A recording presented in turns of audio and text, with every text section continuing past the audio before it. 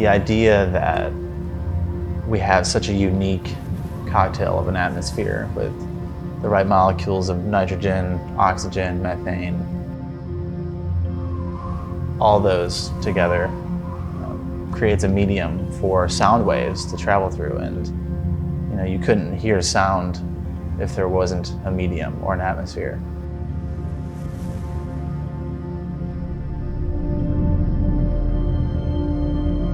The fact that these sounds are literal waves and the right combination of these waves and the way they're delivered, and they can create these melodies that trigger something in our brains that releases these feelings of dopamine and serotonin. It creates a feeling, and that's so naturally happening. I think that is kind of the gist of why I was thinking how magical Earth is. And that's why it's called Earth Magic.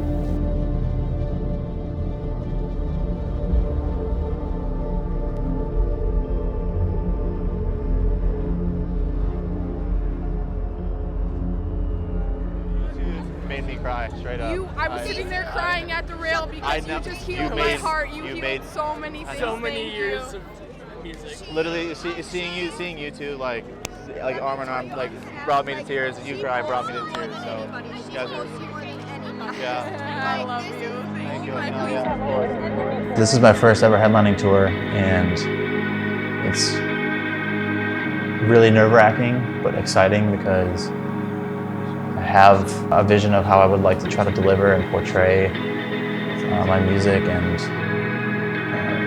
visual art side of things. So to be able to try to execute that as much as I can, this is kind of a dream come true and something I've been trying to and wanting to do, is have that freedom to showcase these things in the way that I see them happening. So it's very exciting for that reason. I get to fully express myself. And for this tour, this is the first time I've ever tried to do time coding with my music, which is where we line up the visuals and lighting and lasers to happen right on specific moments. There's a lot of detail in a lot of the music.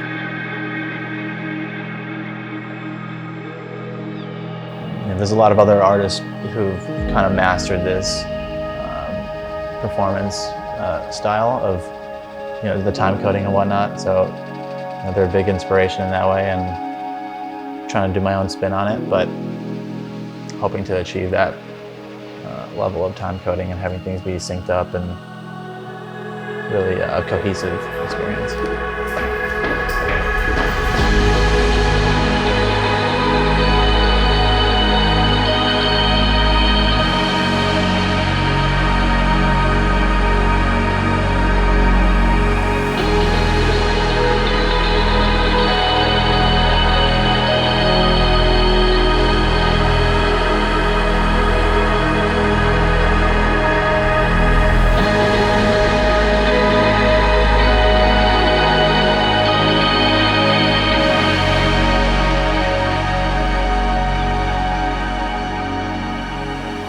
Knowing this is a headline thing and that people are coming to see me, it's a comforting thing, but it's also very intimidating, and I feel very vulnerable and have a hard time being so locked in with the crowd because I'm a little bit intimidated by them. Reminding myself that they're there, most of them at least, are coming there for me, so it's a comforting thing, and I definitely try to remind myself of that and enjoy the moment a little more.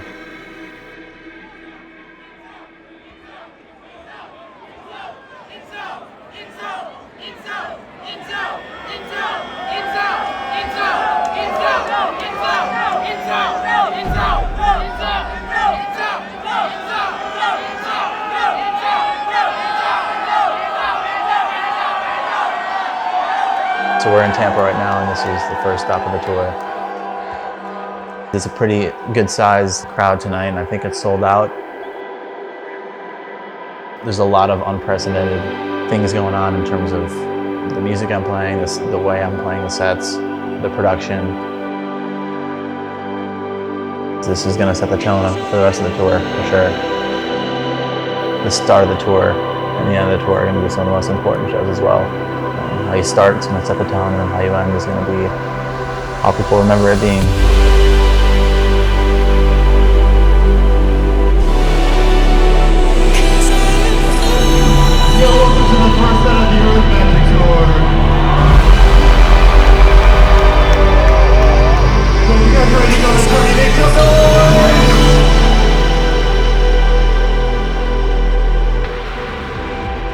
It's humbling to see anybody have an interest in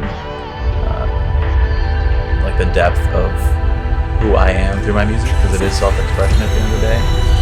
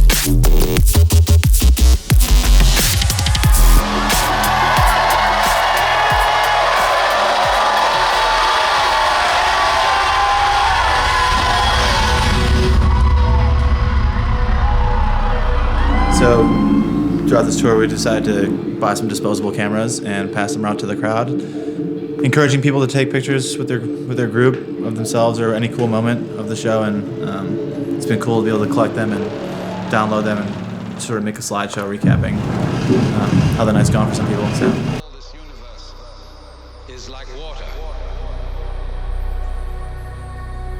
It is fluid, it is transient, it is changing. Listening to his music is completely unreal. You are listening and you hear it at home and you vibe, but you hear it in person and he probably hears it all the time, but the chills you get down your spine is completely unreal. And I'm never going to forget this night. The way to become one with the universe is to trust it. That is to say, to be able to drift like a cloud and flow like water. So we're in Salt Lake City and we're about halfway through the tour. When we planned this tour, it was only like 900 capacity originally, and it sold so well that we upgraded to 1,500, and that sold so well, and now we're looking at 2,500 capacity, which is crazy. This show has turned into the biggest show of the tour, and this is just the beginning in terms of what the show is really becoming, what it's about.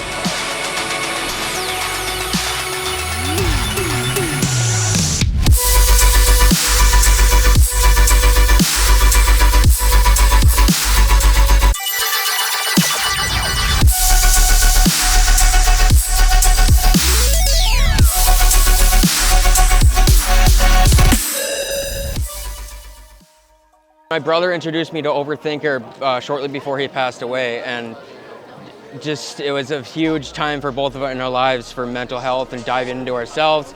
And so Overthinker infuses that into music, and that's just a part of the EDM that I love and inspires me to make my own.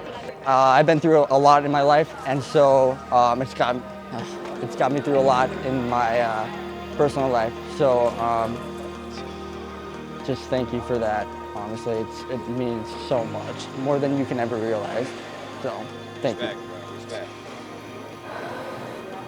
So in 2020, I went through a really hard patch. I was homeless and I was looking for any escape to not hurt anymore. And one day, just doing DoorDash, I played a random playlist and I came across Overthinker, his first Overthinker song. And I immediately fell in love with it. I listened to it consistently, and then I started listening to his other songs. And it was only his music for a year. And then I met a friend who was into the EDM scene, and I told him I know INZO, and he brought me into this, and INZO literally saved my life during that rough patch.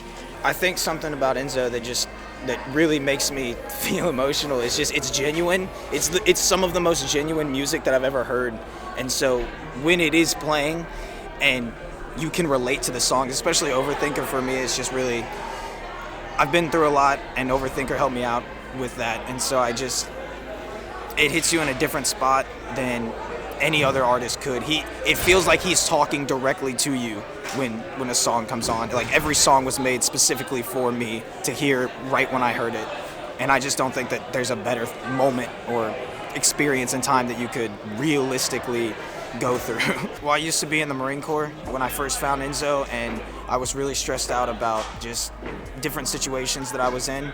And so then Overthinker really came into my life at the perfect moment, because it did just sit me down, and when you lose yourself in your thoughts, you don't go anywhere. And so that song just really touched me and kind of changed my outlook on life. And I kind of live for the moment instead of freaking out about things now.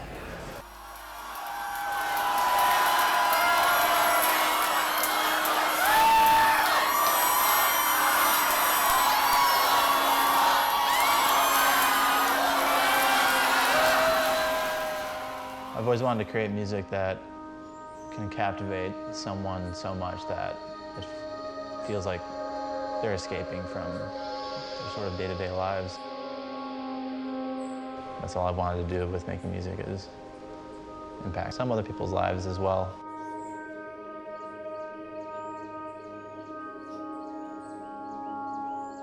When people come up or message me saying how my music has impacted or uplifted them or changed their life in a positive way at all, that's literally all I could hope for as somebody making music.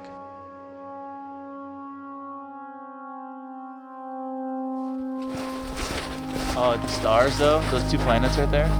Whoa. See those? My inspiration comes from anything and everything I experience. Primarily, I focus on just a lot of natural, beautiful elements that the earth has to offer.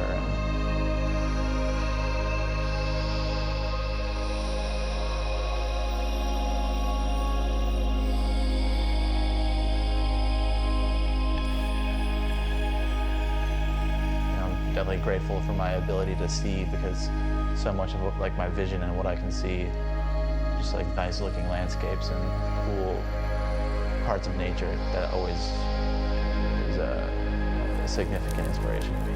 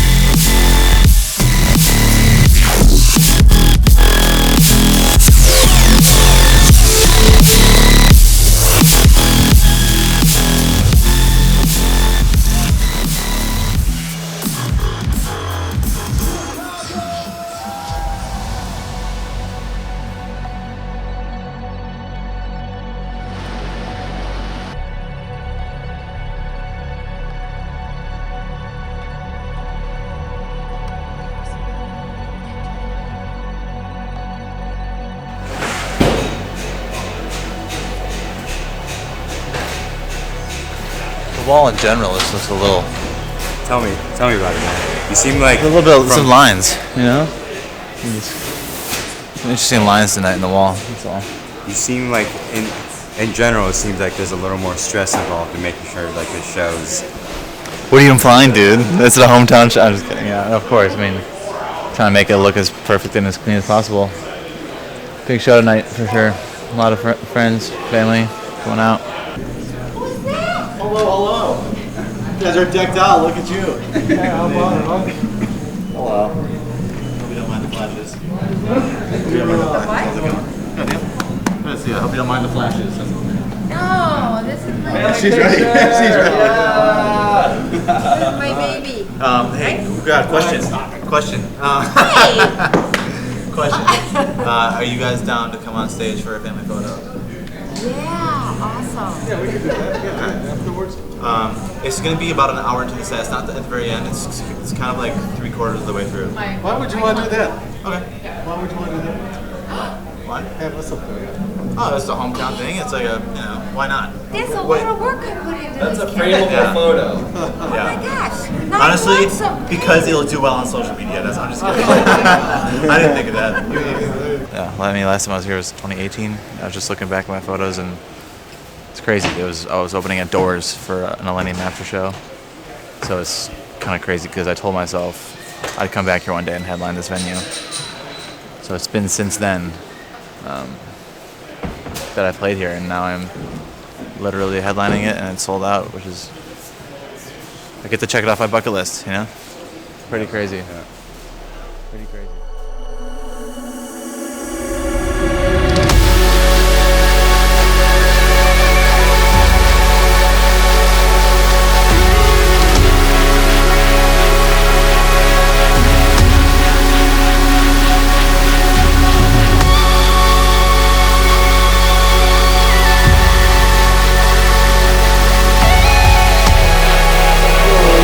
It's Saturday night. I'm in my hometown of Chicago. I want to see all that energetic stuff. You guys will be ready to go.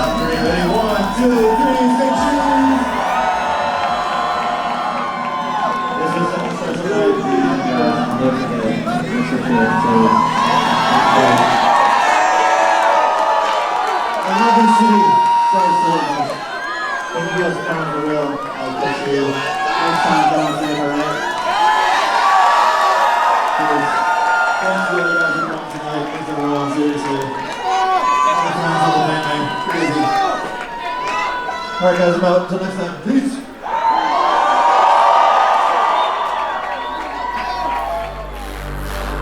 Time to wake up. What is reality?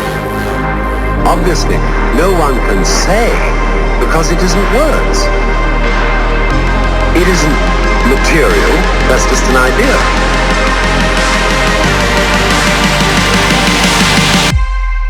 Reality is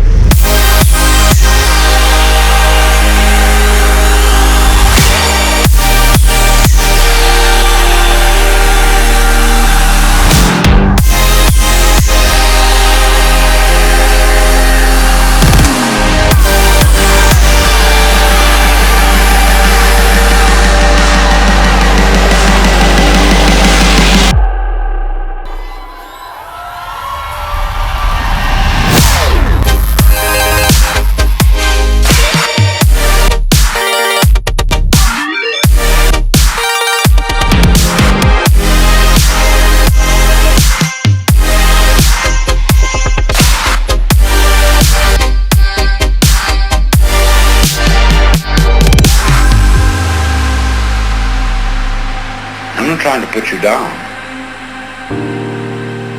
It's an expression of you as you are. One must live.